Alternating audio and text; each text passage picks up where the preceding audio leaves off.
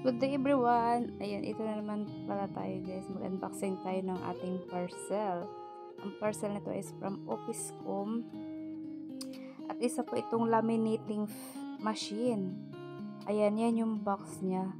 Yan, tinanggal ko na kanina yung pinaka-bubble wrap niya. So, ayan, may details siya. Nandyan yung kanyang manual. Ayan, yung kanyang manual. So, ito na yung laminating machine. Ayan, may kasamang ng itlog tray for the support of side by side.